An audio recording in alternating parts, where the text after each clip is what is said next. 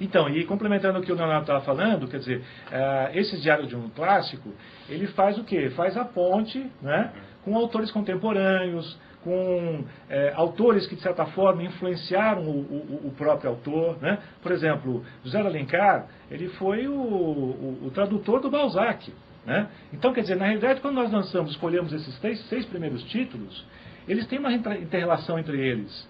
Eles não são 6 títulos colocados a esmo, quer dizer, e todo esse material de apoio, ele faz um trabalho com isso. Ele né? explora esses dialogismos, esses diálogos entre essas diversas obras e diversos autores, para poder mostrar a relevância. Tem sinergia, né? Tudo interligado, né? E eu até tá também perguntando, por que vocês decidiram relançar esses clássicos depois de aí 50 e tantos anos? Então, na realidade, os clássicos eram vamos dizer assim, um clamor interno, né, da editora de já de vários anos, né? Quer dizer, tanto os divulgadores, o pessoal interno, outros editores, todo mundo, mas a Saraiva não vai voltar a publicar os clássicos, aquela coisa toda, né? E acho que tem aquelas coisas que tem um momento certo, né? E o momento certo foi esse. Então a gente conseguiu, de certa forma, convencer, né, a empresa de que vale a pena retrabalhar os clássicos e principalmente a partir dessa nova visão dos clássicos, né? Essa visão introduzida teoricamente aí pelo William Cereja, né? E que dá esse gancho aí com várias mídias. Para vocês terem uma ideia, quem quiser aproveitar, já que está navegando aí, né? Pode entrar no site, no www.editorasaraiva.com.br/clássicos Saraiva, tudo junto. Ali nós vamos ter, a moçada vai poder navegar um pouquinho sobre esse material todo complementar pelo qual nós estamos falando aqui agora. Quer repetir o endereço? Vamos lá, www.editorasaraiva, tudo junto.com.br/clássicos Saraiva. Repete o S aí, Clássicos Saraiva. É o próprio site da coleção, dos Clássicos Saraiva. Tá ótimo. Pessoal, eu vou pedir um break daqui a pouquinho, mas eu já vou deixar uma pergunta no ar, também de uma outra leitora nossa, se esses clássicos têm preços mais acessíveis. Quer dizer, as pessoas estão preocupadas ainda com o preço do livro. Eles respondem logo depois do break. Acho que alguém morreu lá. Bom, então vou continuar. O break vem daqui a pouquinho? Mais uma pergunta? Não? Já vai entrar?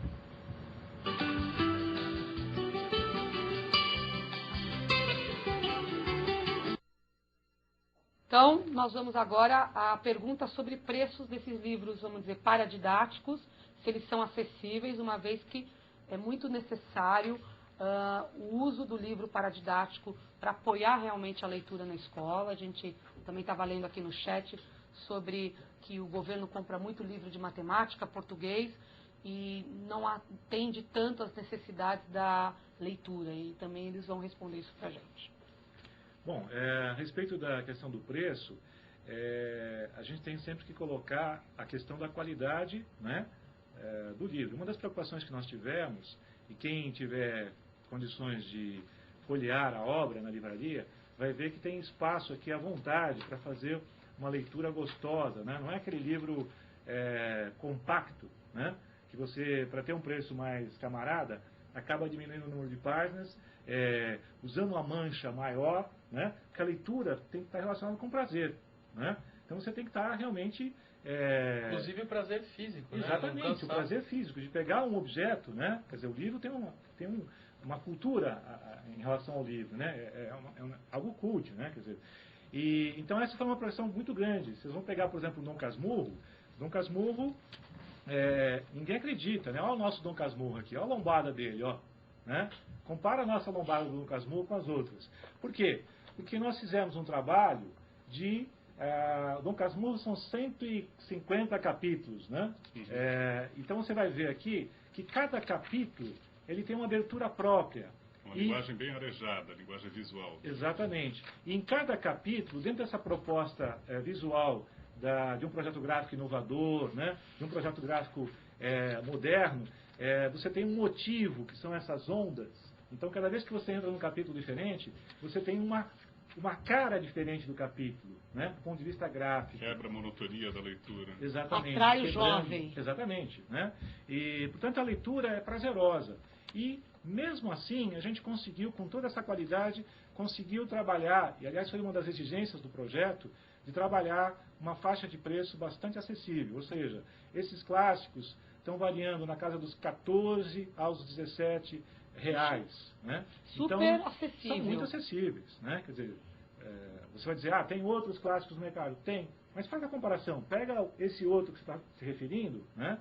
E compara com esse novo. Além de tudo isso que nós falamos, né? Da questão dos diários de um clássicos, a entrevista imaginária, enfim, as notas de rodapé. Material complementar. Material complementar do site, né? Nós estamos falando em clássicos hoje trabalhados para atrair mais o jovem, para ser mais prazerosa a leitura e para estar dentro desse contexto todo da modernidade, né? O Gustavo quer fazer uma pergunta também de um... Tenho duas perguntas interessantes aqui, mas vamos pela ordem. A Janete Fontes pergunta: por que alguns livros criticados em sua época se tornam clássicos muito tempo depois? Ou é verdade ou não. Ou se isso é uma afirmação. Não, muitas vezes sim. Muitas vezes o autor está, o que a gente costuma dizer, chamar de à frente do seu tempo. Então, muitas vezes o autor... Um visionário, né? É um visionário, ou mesmo ele está arrojando numa linguagem diferente, ele está inovando na forma dos diálogos, ele está falando sobre assuntos que muitas vezes são tabus na época em que, na época em que ele escreveu. E às vezes essas obras têm dificuldade no momento em que o autor está vivo e que futuramente vão sendo redescobertas. O próprio Shakespeare, por exemplo. O Shakespeare escreveu por volta de 1500, a sua maior produção está entre 1580 e 1616, que foi o ano da morte dele. O Shakespeare passou séculos quase desconhecido. Ele fez sucesso em vida no período que ele escreveu, nessa época. Depois ele ficou esquecido por séculos e foi redescoberto no final do século XVIII, início do XIX.